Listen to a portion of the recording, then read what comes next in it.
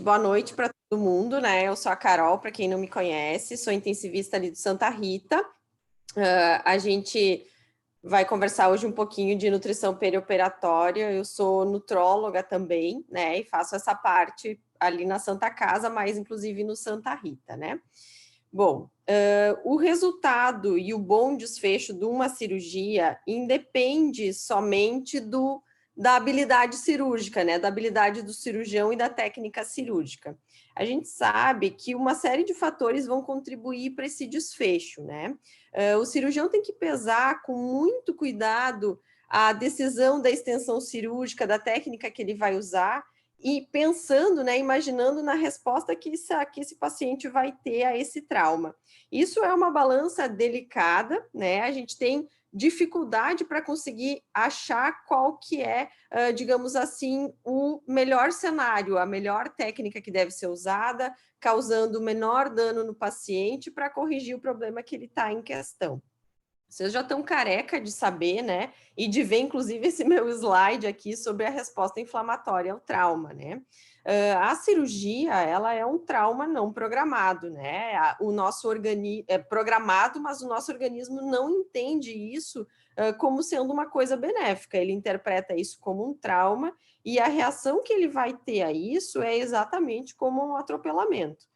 A gente vai mandar para o sistema nervoso central, através da lesão da pele, dos tecidos, uma resposta que vai liberar tanto mediadores de citocinas inflamatórias, como também vai desencadear uma resposta neuroendocrinológica, né, neuromoral, que vai acabar resultando num consumo de reservas energéticas, num primeiro momento, o glicogênio, que é a nossa principal reserva energética de mais rápida mobilização hepática e no músculo. A gente vai acabar fazendo um catabolismo proteico e usando as proteínas como fonte energética. Isso vai fazer um estado hiperinsulinêmico contínuo e uma constante hiperglicemia. Tudo isso vai acabar contribuindo, digamos assim, para algumas complicações que a gente pode ter no pós-operatório de cirurgias de grande porte, certo? O que a gente pode fazer para tentar minimizar essa resposta? A gente já sabe que alguns fatores do próprio paciente vão amplificar essa resposta. Por exemplo, a presença de doenças conhecidas como catabólicas e consultivas, como o câncer, diabetes, insuficiência hepática, vai fazer com que esse paciente já vá para a mesa de cirurgia com essas reservas diminuídas. Então, ele já vai provavelmente ter uma resposta mais amplificada. A gente também já sabe hoje em dia que algumas medidas de pré-operatório podem tentar minimizar, né, essa resposta, fazendo com que a gente tenha melhores desfechos no pós-operatório, certo?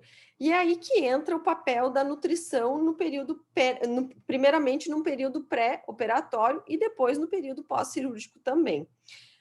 Essa nutrição no pré-operatório, ela pode sim contribuir e melhorar os desfechos que esses pacientes vão ter depois de uma cirurgia de grande porte.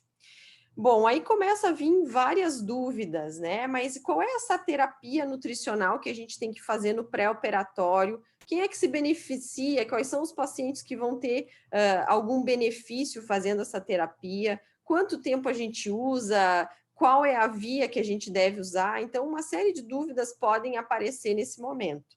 Por que usar a terapia nutricional no pré-operatório? Já está bem estabelecido. A gente tem muitas evidências, e a Carla já falou na aula anterior dela bastante sobre isso também, né, do impacto da desnutrição nos desfechos cirúrgicos. A gente sabe que esses pacientes desnutridos acabam tendo mais complicações, mais tempo de internação hospitalar, e isso tudo já está bem claro. Então, vamos ver se a gente consegue, na nossa aula de hoje, tentar ver um pouquinho em quem vale a pena a gente fazer essa nutrição no pré-operatório e como é que a gente vai fazer isso, certo? Bom, o primeiro degrau que a gente tem que vencer, né, é identificar os pacientes que estão em risco nutricional. A gente tem várias ferramentas para fazer isso. Eu trouxe aqui duas que são minha sugestão, que são ferramentas muito utilizadas e já, digamos assim, bem com bastante evidência na literatura e que são usadas em grandes trabalhos, né? Então, esse aqui é o guideline da ESPEN, que é a Sociedade Europeia de Nutrição Enteral e Parenteral, e ele sugere que a gente use para classificar pacientes como severamente desnutridos um IMC menor do que 18, perda de peso de mais entre 10% e 15% nos últimos 6 meses, albumina menor do que 3, e o ASG, que é a avaliação subjetiva global C, e ou o NRS maior do que 5. O que são essas duas siglas, né? O ASG é uma escala que é dita avaliação subjetiva global, então ele é um score de desnutrição propriamente dito. Ele classifica os pacientes como A, B ou C, sendo C como gravemente desnutridos. A Carla já mostrou isso também na nossa aula anterior, né, falando um pouquinho de desnutrição. Então, esses pacientes seriam os gravemente desnutridos. E a NRS é uma escala de risco nutricional, sendo que mais do que 5 são aqueles pacientes com alto risco, tá? Vê aqui que eles citam nesse guideline da ESPEN o uso da albumina menor do que 3 para classificar esses pacientes também como gravemente desnutridos, tá? Fazendo um parênteses aqui para a gente falar um pouquinho da albumina, nas outras nossas aulas também sempre é uma dúvida bem frequente, né? Quais são digamos assim, os marcadores laboratoriais que a gente pode tentar usar para diagnosticar desnutrição. Então, a albumina, ela é amplamente usada, né? Ela é a de mais fácil e mais barata para a gente usar com mais frequência. Ela tem um porém, que ela tem uma meia-vida de 20 dias. O que isso quer dizer, né? Que quando a gente dosa com albumina, na verdade, isso pode ser um reflexo de algum valor já muito antigo, de até 20 dias atrás. Então, ela não reflete o estado atual do paciente. Ela sofre forte influência de infecção e, além disso, todas essas que a gente está citando aqui, elas são sintetizadas hepática, né? Elas têm síntese hepática. Então, naqueles pacientes com doença hepática, a gente vai ter interferência disso também. Opa, desculpa, vou voltar aqui um pouquinho. A pré-albumina, ela poderia ser um bom marcador, mas ela tem uma meia-vida de 2 a 3 dias, ela é cara, e ela também sofre influência de infecção e também metabolismo hepático. Então, ela tem as mesmas limitações que a albumina, ela seria melhor por ter uma meia-vida menor, mas ela não é disponível no nosso meio. O que eles citam, e que eu achei bem interessante nesse guideline da ESPEN, é justamente assim, que a hipoalbuminemia, ou seja, esses valores menor do que 3 de albumina, eles estão associados eles são um fator de risco cirúrgico, estão associados a piores desfechos cirúrgicos, mas que esse valor baixo de albumina, ele reflete muito mais o catabolismo da doença em si, a gravidade da doença, do que o estado de desnutrição. Isso é bem importante, porque muitas vezes a gente tenta usar esse valor da albumina para guiar alguma decisão, ou então espera talvez que ele melhore para conseguir fazer uma cirurgia, e nem sempre isso é possível, né? Primeiro que ela vai demorar muito para aumentar, e segundo que muitas vezes num paciente oncológico, inflamado crônico ou com outras doenças, talvez essa albumina nem melhore no período que ele ficar hospitalizado, certo? E a outra classificação de pacientes desnutridos que eu trouxe para vocês, e que essa aqui, eu já falei isso na última aula, acho super boa para uso assim, ambulatorial e de consultório, por ela ser muito prática. Esse estudo é um estudo de 2020, do ano passado, que é bem simples para utilizar. Então, ela sugere 3 passos, né? Primeiro, o uso do IMC menor do que 18,5, que é a desnutrição. Lembrando que o IMC ele tem faixas diferentes para diferentes faixas de idade. Então, para aquele paciente com maior de 65 anos, eles usam 20 como ponto de corte. Perda de peso, e aqui também é mais de 10% em 6 meses, ou a diminuição da ingesta para menos de 50% na semana, né, que precede a cirurgia.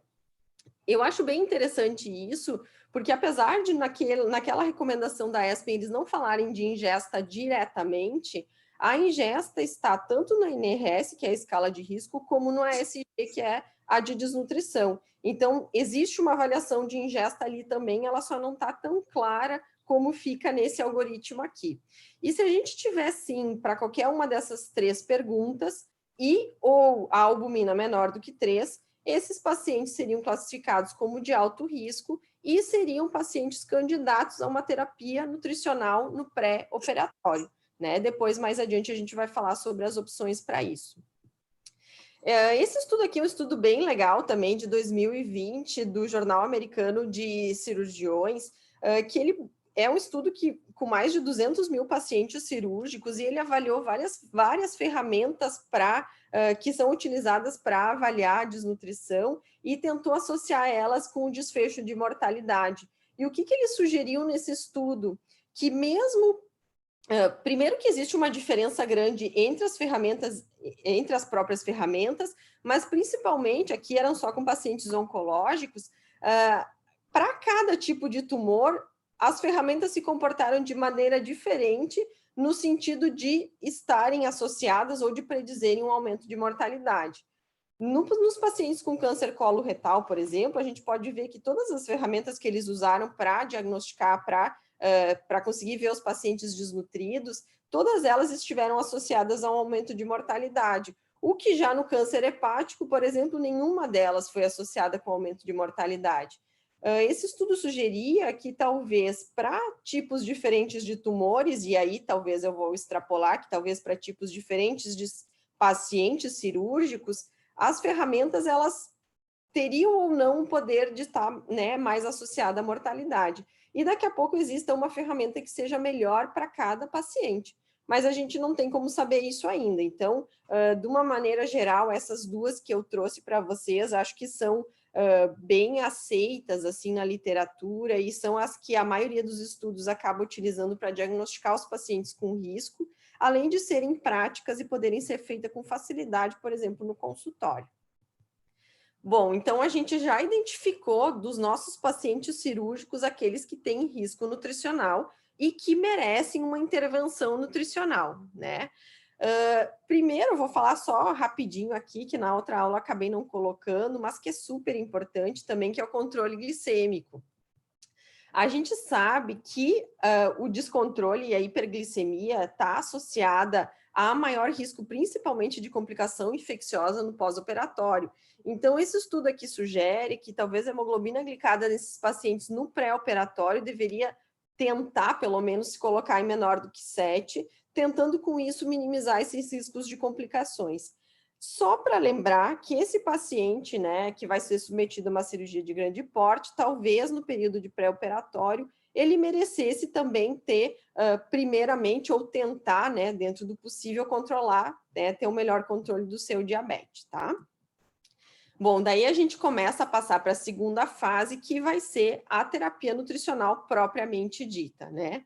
A gente tem 3 vias possíveis para a gente fazer nutrição pré-operatória, né?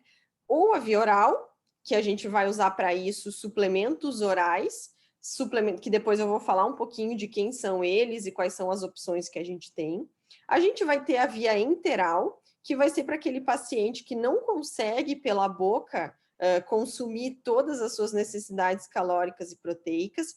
Aqui a gente tem, às vezes, pacientes com tumores de trato gastrointestinal superior, de cabeça e pescoço, às vezes, nem sempre são neoplasias, né, mas pacientes com muitos sintomas, por exemplo, doença inflamatória intestinal, que acabam tendo muitos sintomas e que não toleram a dieta, podem ter que receber uma terapia por sonda nasoentérica. E, em último caso, daquele paciente que não conseguir tolerar, mesmo por sonda, todo o aporte que ele precisa, a gente pode e deve sim considerar a parenteral pré-operatória para recuperar um pouquinho esses pacientes antes da cirurgia.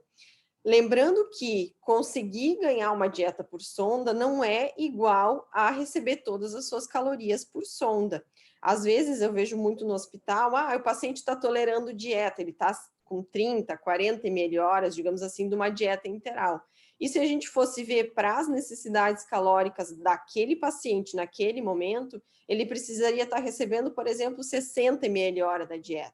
Então, é um paciente que sim está tolerando dieta, mas que não está conseguindo atingir com a via enteral 100% das suas necessidades. Às vezes, a gente tem que usar uma nutrição parenteral parcial nesses pacientes para conseguir realmente dar 100% dos alvos. Isso é uma coisa mais recente na terapia nutricional, não é uma coisa que a gente faça ainda muito, mas é uma coisa que já tem muita evidência para ser feita, principalmente, né, ou mais ainda nesses pacientes no pré-operatório. Bom, então voltando um pouquinho a esse guideline da ESPEN, que na verdade eu recomendo muito para que vocês leiam, ele é muito simples, e como todo guideline, né, é muito fácil de ler, e acho que ele traz um resumo geral, assim, de todas as recomendações de nutrição no paciente cirúrgico. Acho que se eu tivesse que escolher uma recomendação de literatura, provavelmente seria esse, tá? Então, o que ele nos diz? Que os pacientes com alto risco nutricional, que são aqueles que a gente já identificou previamente, devem receber terapia nutricional antes de uma cirurgia de grande porte, mesmo que para isso essa cirurgia deva ser adiada. Ele cita ali mesmo que os pacientes oncológicos tenham que ter a sua cirurgia adiada por alguns dias. Quanto tempo? Ele sugere no cenário ideal que a cirurgia pudesse esperar entre 10 e 14 dias, acompanhado de condicionamento físico e, se possível, isso fosse feito fora do ambiente hospitalar, ou seja, são aqueles pacientes que vão usar suplementação oral ou até mesmo por sonda, né? Muitas vezes é possível fazer isso em casa. Aqueles com complicações infecciosas deveriam esperar um pouquinho antes de ter nova intervenção, mas a recomendação média de dias é entre 7 a 14 dias no pré-operatório para fazer essa intervenção, digamos assim, nutricional. Tá? E a recomendação desse guideline, é justamente usar a parenteral naqueles pacientes que não atingirem pelo menos 50% dos seus alvos em 7 dias. Essa é a recomendação da ESPEN. Essa aqui é a recomendação daquele artigo inicial que eu mostrei para vocês também. Então, eles nos dizem aqui que aqueles pacientes que forem positivos naquele score de desnutrição, ou seja, novamente os desnutridos, deveriam receber no período pré-operatório suplementação oral, os que possível, né, por pelo menos 4 semanas. Então, aqui ele é mais amplo na recomendação, recomendando para todos os pacientes desnutridos, e ele é também mais agressivo no tempo, dizendo que deveria ser por pelo menos 4 semanas, né? Claro que a gente sabe que nem todo paciente pode esperar ou ter a sua cirurgia adiada por 4 semanas. Então, isso são pacientes mais estáveis, pacientes daqui a pouco não oncológicos, que a gente poderia recuperar um pouquinho essa condição antes de ele ir para a cirurgia. E claro que mesmo para aqueles de alto ou baixo risco, a recomendação desse artigo seria que a gente usasse a dieta com imunonutrientes para todos os pacientes e fizesse a redução do tempo do jejum pré-operatório como rotina também. Então, esse é mais agressivo e já existe uma tendência de se usar isso de uma maneira geral para pacientes cirúrgicos, tá? Bom, então um pouquinho aqui, um parênteses agora sobre os suplementos, tá? A suplementação oral, ela pode ser feita domiciliar, com suplementos em pó ou suplementos líquidos, né? Que são as opções que a gente tem no mercado. Esse foi o que eu falei também para vocês já na nossa última aula. O NutriDrink é o que normalmente eu recomendo. Ele é um suplemento hipercalórico e hiperproteico, ou seja, completo. Ele tem não só proteína, mas ele tem todos os nutrientes. Esse é fácil de comprar, a gente consegue achar em farmácias normais. Então, normalmente é um suplemento em pó, ele é mais o custo-benefício dele é melhor que os líquidos também, que para uso domiciliar acabam ficando um pouquinho mais caros. Eu trouxe também esse outro, que é o Fresubin, que é somente proteína, então esse é um suplemento só proteico. Às vezes a gente tem que suplementar os pacientes só em proteína, porque ele consegue atingir o alvo calórico, mas o consumo de carnes, enfim, de todas as fontes proteicas, fica mais difícil, às vezes a tolerância desses produtos na dieta, pacientes com tumores, é mais difícil a digestão, eles acabam consumindo menos, tá? Os suplementos líquidos aqui, então eu trouxe os dois mais comuns, o Nutridrink e o Fresubin que a gente tem na Santa Casa, né? Vários tipos deles a gente tem disponível na Santa Casa. São suplementos que é possível comprar e tomar em casa também, mas o custo para uso diário, mensal, acaba ficando um pouquinho mais caro, tá? Sobre as fórmulas de suplementação com imunomoduladores, então, o que é essa fórmula com imunomodulador que a gente tanto fala, né? São as fórmulas que contêm arginina, nucleotídeos e ácidos graxos essenciais. Elas estão já com muita evidência também relacionadas a menor tempo de internação hospitalar e menores complicações, tanto infecciosas como deiscências de fístula, deiscências de anastomoses nesses pacientes. Então, ela é uma fórmula específica, é um suplemento hipercalórico, hiperproteico como os outros, mas enriquecido com esses 3 elementos que vão estar associados principalmente a melhores desfechos no pós-operatório. As recomendações que a gente tem hoje em dia, tanto da ESPEN, que é a Sociedade Europeia, como da Sociedade Brasileira, é usar fundamentalmente essa fórmula imunomoduladora para pacientes submetidos à cirurgia de grande porte, principalmente neoplásicos, né? Então, aqueles pacientes com tumores de trato gastrointestinal superior ou de cabeça e pescoço, ou aqueles que vão ser submetidos a cirurgias de grande porte. Por quanto tempo que a gente vai usar? Pelo mesmo tempo da suplementação usual, entre 7 a 10 dias no pré-operatório, e a recomendação é depois usar no pós-operatório também. Quem é ele, né? Esse aqui é o único disponível no mercado, é o Impact, ele é da Nestlé, ele tem essas 2 formulações para uso domiciliar, que é o suplemento a garrafinha e a embalagem de maior de 1 litro, mas a gente tem também disponível, e a gente tem na Santa Casa, a fórmula para uso por sonda nasoentérica. Então, às vezes, o paciente, se estiver internado, se estiver usando sonda, é uma opção para a gente usar também. Bom, então a gente falou um pouquinho, né, da suplementação oral, que deve ser a primeira escolha sempre para terapia pré-operatória em pacientes com alto risco. A gente falou um pouquinho também das possibilidades do uso da sonda nasoentérica, pensando principalmente naqueles pacientes que não tolerarem a via oral por sintomas ou por obstrução local do tumor, né, que isso é muito comum, às vezes tumores de cabeça e pescoço também, né, além de esôfago, estômago, enfim, alguns outros tipos de tumores, a gente pode ter que necessitar usar nutrição parenteral, como a gente já falou também. Então, em quais pacientes? Naqueles com alto risco, né? E aqueles que não atingirem pelo menos 60% dos alvos em 5 a 7 dias. Essa recomendação aqui da ASPEN, que é a Sociedade Americana, ela é um pouquinho mais agressiva, no sentido que ela diz que aqueles pacientes com alto risco nutricional, assim que possível, e aqueles sem risco ou independente do estado nutricional, para todos que não atingirem em 5 a 7 dias, pelo menos 60% dos alvos.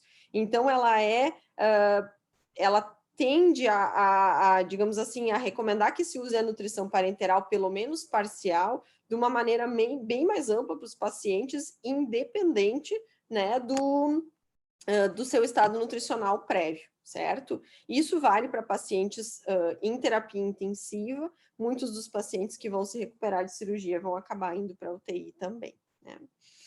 Esse estudo também aqui, bem interessante, na verdade, uma revisão sistemática que foi feita de vários estudos que já saíram sobre o uso de nutrição parenteral no período pré-operatório, então, aqueles pacientes, aqui é um resumo do que tinha nesses artigos, né, foi utilizada principalmente nos pacientes desnutridos e que não tinham tolerância adequada à dieta oral ou enteral, então, a indicação é bem clara, né?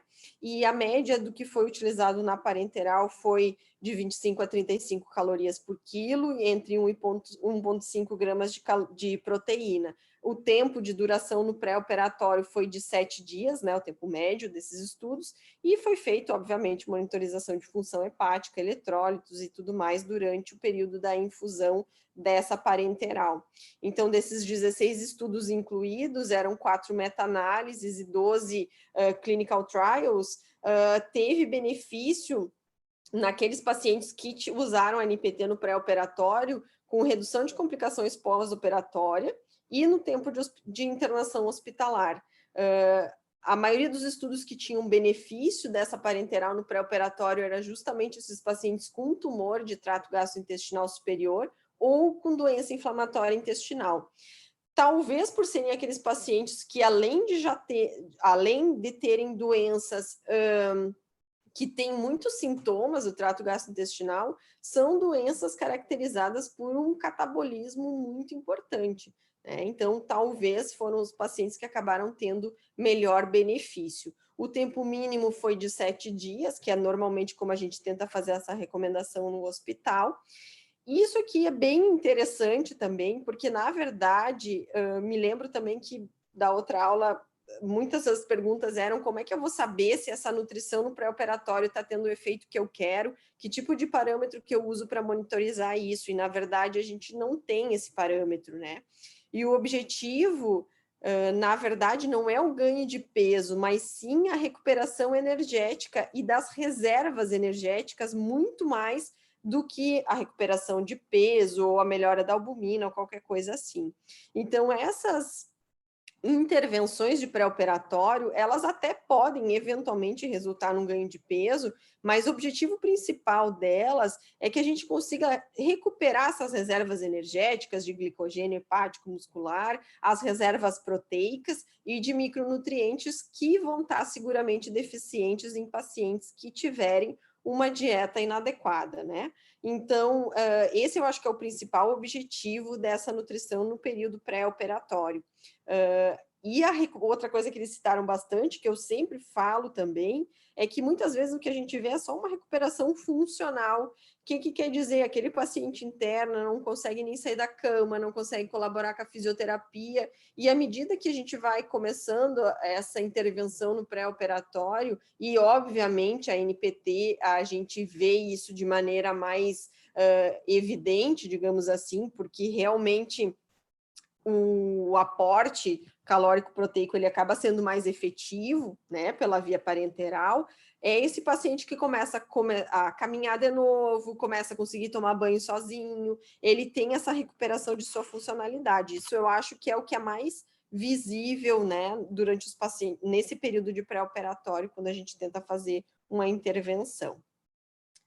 Bom, então, chegamos no momento pós-cirúrgico. Esse paciente já foi submetido à cirurgia e agora o que a gente pode fazer do ponto de vista nutricional é o início da dieta precoce no pós-operatório. A gente já tem muitas recomendações, isso já está bem estabelecido. O protocolo do acerto, que é o protocolo brasileiro, né, o Acelerando a Recuperação Total no Pós-Operatório, mais o ERAS, que existe hoje em dia guidelines do ERAS para quase totalidade de cirurgias que são feitas, com evidência do início dessa dieta precoce.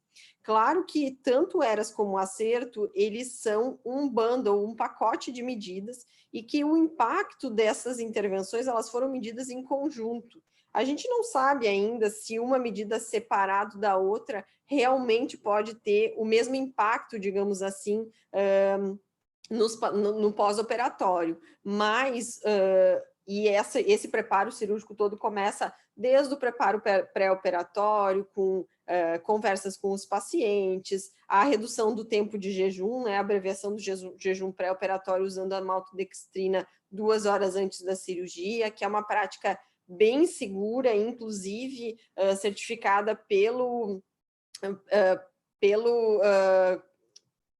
como é que fala, dos anestesistas, pelas sociedades de anestesiologia, inclusive dos Estados Unidos, também está presente nessa recomendação. Então, isso já está bem estabelecido, só para aqueles pacientes realmente com com gastroparesia conhecida ou que já tem muitos vômitos no pré-operatório, é que isso é questionável, mas para todos os outros pacientes é uma prática segura e que deve ser implementada sempre que possível.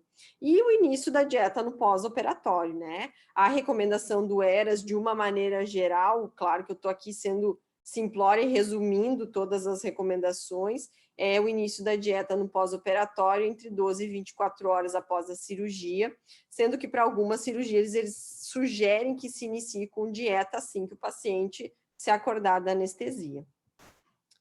Bom, e o que a gente vai ter de desfecho, de impacto, né, essas medidas?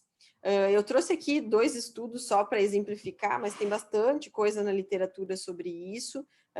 Esse aqui foi um ensaio clínico que comparou os pacientes com alto risco nutricional usando o NRS, que é essa escala de risco que eu comentei com vocês, e nesses pacientes, alguns pacientes foram um braço, né? Então recebeu uma terapia pré-operatória nutricional e outro braço a terapia padrão, né? Internou para cirurgia. E a taxa de complicações cirúrgicas gerais no pós-operatório foi menor, e essa diferença foi estatisticamente significativa nos pacientes que receberam essa intervenção ou essa nutrição no pré-operatório. Então, parece que esses pacientes com alto risco, de novo, né? Então, lembrando e reforçando a ideia de que realmente a gente tem que tentar identificar esses pacientes que são os de alto risco, eles tiveram menores complicações quando eles foram submetidos a uma terapia no pré-operatório. O tempo de internação hospitalar não foi maior nesses pacientes que receberam suporte pré-operatório, porque o tempo de internação pós-operatório foi menor. Então, acabou compensando, digamos assim, aqueles 7, 10 dias que acabou esperando para se fazer a cirurgia, para fazer uma terapia no pré-operatório, porque o período de pós-operatório acabou sendo menor. Obviamente, a gente sabe que o que faz um paciente ficar mais tempo hospitalizado no pós-cirúrgico são suas complicações indiretamente relacionadas à cirurgia, ou eventualmente nem relacionadas a isso, né? Mas são complicações que ele possa vir a ter durante o período de internação. Nesse estudo, o tempo desse suporte no pré-operatório foi de 7 dias, médio, né? E o benefício maior se mostrou com esses pacientes de maior risco. Aqui também falando de suporte pré-operatório nutricional, agora só de pacientes com câncer, né, pacientes oncológicos, e esse também, né, foi um estudo, um trial, né, com 2 braços, uma intervenção que era justamente essa terapia nutricional no pré-operatório e o braço controle, e quando a gente fala de infecções, de complicações mais graves, houve diferença, né, e essa diferença também foi significativa para esses pacientes que acabaram recebendo a terapia nutricional no pré-operatório.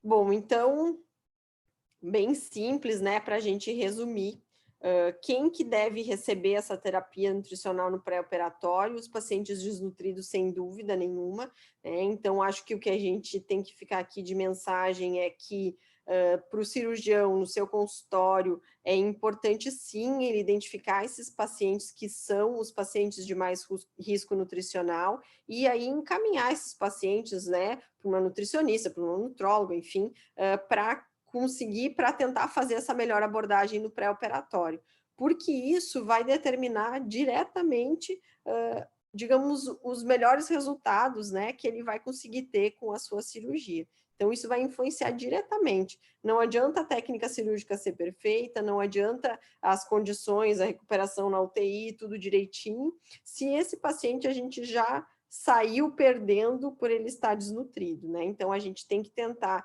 ir para essa cirurgia da melhor maneira possível. Por quanto tempo? De 10 a 14 dias no pré-operatório, sendo que talvez algumas evidências até entre 5 e 7 dias, né, já tem algum benefício. Então, eu acredito que no mínimo uma semana é adequado que a gente use nesses pacientes no pré-operatório essa terapia nutricional.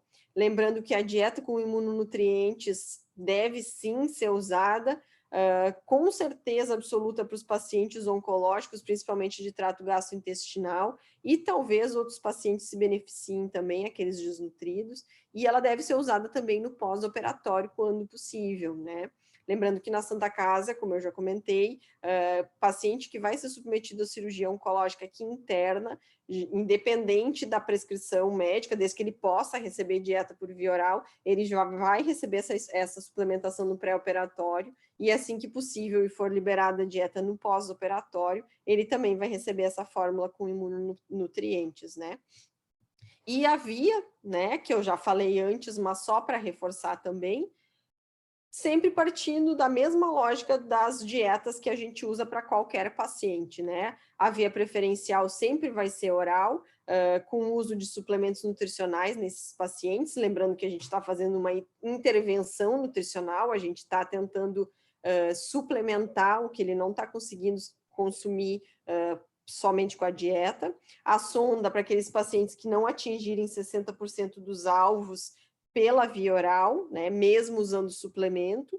Acontece às vezes com muita frequência que o paciente até toma o suplemento, mas ele toma só 2 suplementos por dia, e o resto do dia ele come mal e mal uma frutinha, alguma coisa, então a aceitação do suplemento também não é uma garantia de que a gente não vai precisar usar sonda ou até mesmo NPT. Né? Então, a sonda para esses pacientes que não atingirem o alvo e a nutrição parenteral para aqueles pacientes que não conseguirem nem com sonda atingir essa, pelo menos 60% dos alvos em 5 a 7 dias.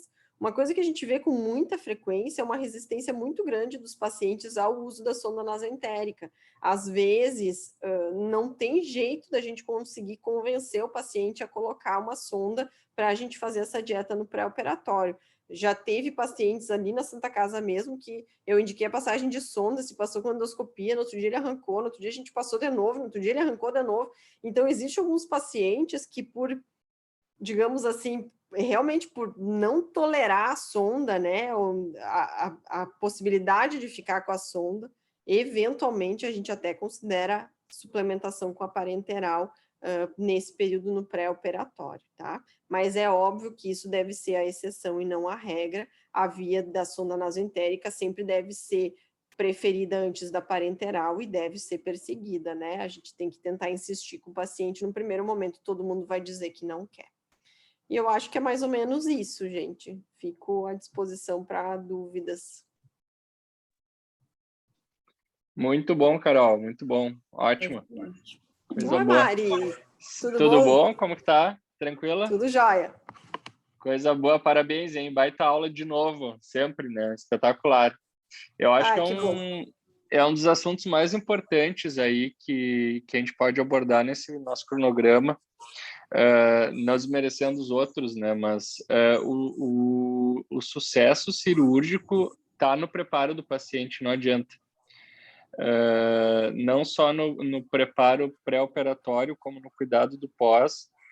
O teu resultado, a tua anastomose, a tua cirurgia só vai ter sucesso, o paciente só vai ter alta bem, só vai ter acompanhamento dele, com ele bem, se ele estiver bem nutrido.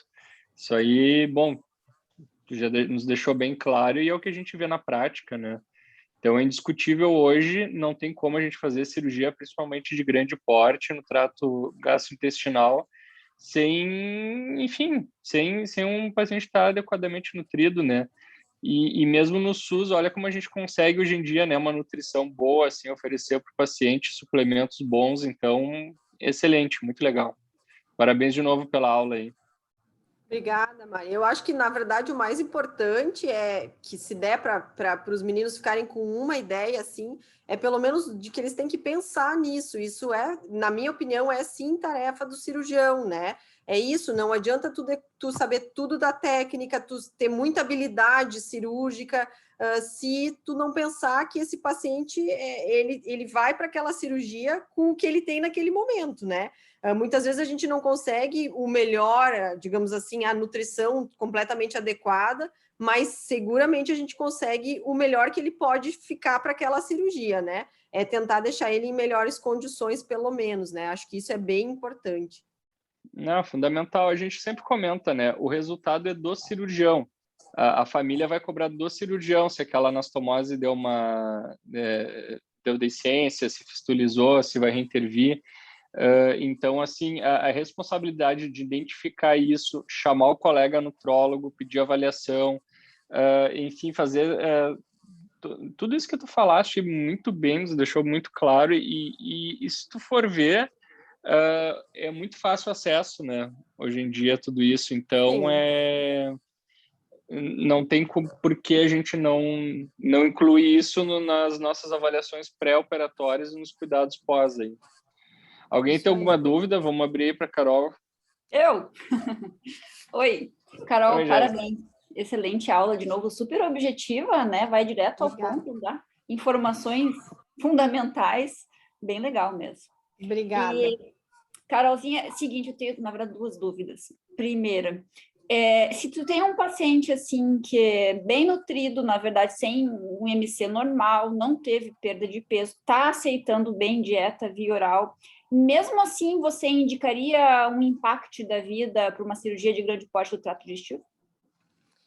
Olha, isso é questionável, né? As recomendações, elas são duvidosas, assim. Se fosse neoplasia, com certeza eu indicaria, né? Porque acho que isso é onde a gente tem mais evidência. Mas talvez se fosse de grande porte, de trato gastrointestinal, principalmente superior, assim, eu acho que eu indicaria mesmo assim. Pelo menos esse preparo pré-operatório, porque são coisas diferentes, assim. A terapia pré-operatória visando uma recuperação do estado nutricional é uma coisa, e esse preparo imunológico é outra coisa. Claro que aquele paciente que já precisa um suplemento e que, bom, tu vai juntar o útil ao agradável, né? Esse paciente vai acabar utilizando a dieta especializada, mas os que não precisarem nenhuma suplementação, nenhuma recuperação, usaria sim no período do pré ali a fórmula com imunonutrientes, com certeza, usaria. É o que eu venho tentando fazer. O problema é a dificuldade, aí a gente cai na minha segunda pergunta. Onde é que eu mando o paciente comprar? Porque não tem nas farmácias do Impact, não tem. Na verdade, existem farmácias especializadas que vendem esse tipo de suplemento. Depois posso até te mandar, se tu quiser, assim, alguns contatos que eu tenho. Não é barato, né? Não é barato. Às vezes eu sempre pergunto se o médico pretende internar alguns dias antes, porque daí eu sei que na Santa Casa a gente consegue, né? Fica mais fácil. Mas se ele não vai fazer, se ele vai internar para a cirurgia, que ele vai ter que comprar, as garrafinhas é o que vale mais a pena, né? Financeiramente, assim. Mas tem várias farmácias aqui em Porto Alegre que vendem, que entregam em casa e tudo mais. Então, os meus pacientes eu sempre recomendo, eu tenho depois, se tu quiser, eu te passo um telefone aí. Sim, com certeza. Eu tenho uma paciente que fez uma lista de 10 lugares onde vende. Eu vou te passar, Angélica, essa lista dela, é muito legal. E uma dica que eu dou também, além dessa listinha, eu acabo repassando essa lista para os outros pacientes, é entrar no site da Nestlé. Isso, no site, eu ia falar isso agora, que dá para comprar por ali. Se tem um tempo... se ter um tempo hábil, tu consegue encomendar e, às vezes, tu consegue um preço mais barato. Sim. Algumas lojas que estão com estoque para vencer, eles conseguem umas promoções assim, ó, absurdas. Então, vale a pena uma pesquisa de mercado aí. Esse do site é bem legal. Uhum. Eu queria saber se tinha farmácia mesmo, porque tem gente que não se coordena, né, de entrar na internet assim, mais sim, é mais difícil. Mas tem sim, tanto do Impact como aqueles outros todos suplementos ali, tem farmácias que são especializadas nisso, depois a gente te manda. Tá, obrigado. E mais uma perguntinha. E no pós-operatório, por exemplo, de uma cirurgia em que o paciente não vai ter um via oral logo, por exemplo, uma gastrectomia total que fica com uma sonda nasoentérica, qual que é o momento que eu posso reiniciar o Impact? Porque a gente começa, pelo menos nossa prática é começar devagarinho, com a dieta pela sonda nasoentérica, para ver a aceitação e aos poucos aumentando. Já dá para de cara solicitar o Impact ou tem que esperar um volume mínimo de dieta para poder chegar nele? Não. O único problema que tem o Impact no pós-operatório é que a arginina, o precursor do óxido nítrico, ela acaba fazendo vasodilatação. Então, uma das contraindicações é usar para pacientes chocados, né? Então, pós-operatório, dependendo se ele está ainda com vasopressor, aquele segundo, terceiro dia de pós-operatório, que iria começar com uma dietinha trófica, baixinha, às vezes a gente não usa por isso, assim, porque talvez estivesse associado a fazer mais vasodilatação e nos pacientes que estão ainda com vasopressor não daria para usar. E, tirando essa situação, a gente já começa sempre, quando vocês me dizem lá no Santa Rita, podemos liberar dieta, é sempre Impact. Tá, bom saber. Sempre Impact, não importa o volume que vai ser, mesmo que seja 10, 15, 20, pós-op, se o paciente estiver estável, vai ser sempre um Impact, a gente sempre tenta iniciar. A menos assim, né, Angélica, se ele teve muitas complicações e já se passaram muitos dias do pós-operatório, daqui a pouco pode acontecer, né, ficou muito chocado, demorou 2, 3, 4 dias, bom, daí o benefício já começa a baixar um pouquinho da gente começar, né, aí talvez a gente considerasse, mas se não, é Impact sempre. Perfeito, tá bom. Obrigado. Show. Eu tenho uma pergunta também, Carol. Não tem nenhum equivalente ao Impact hoje no mercado? Um competidor, não. assim, chegando à altura? Não ainda. Não, na verdade, não tem nenhuma fórmula parecida com essa. Eu não sei se o que eles têm no mercado, como é que isso funciona, né? Sempre que eu vou dar essa aula, parece que daí eu sou patrocinado da Nestlé, né? Mas não existe outra fórmula, sabe? A única que tem é essa. Os outros suplementos todos a gente tem muitas marcas e vários tipos, mas essa é só isso mesmo. E mesmo fora do Brasil, eu acho que eles têm meio que um monopólio disso aí, não sei como é que funciona. Né? Encontraram um nicho ótimo, né? Bah. Não, e realmente não tem, né? É superior.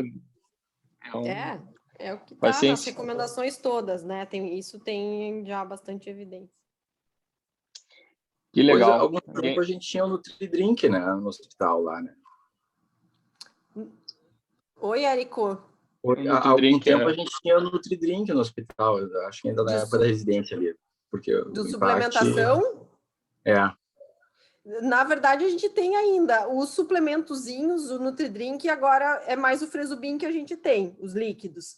Mas o Impact já faz alguns anos que a gente tem, assim, eu não sei exatamente quando, e a gente tem o Impact na Santa Casa, a gente tem os Fresobin, que são super bons, porque na verdade eles têm muitos sabores e os pacientes gostam muito, assim. É um suplemento que é bem legal, Vioral, assim, para os pacientes que não vão usar o Impact especificamente, é um suplemento bem, bem bom, bem gostoso também.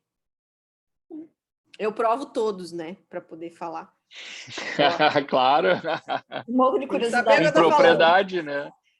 O Impact é horrível. Bah. Os pacientes enjoam, né? Bem ruim. É bem ruim. Não, que ótimo. Muito bem, então, alguém mais alguma pergunta, não?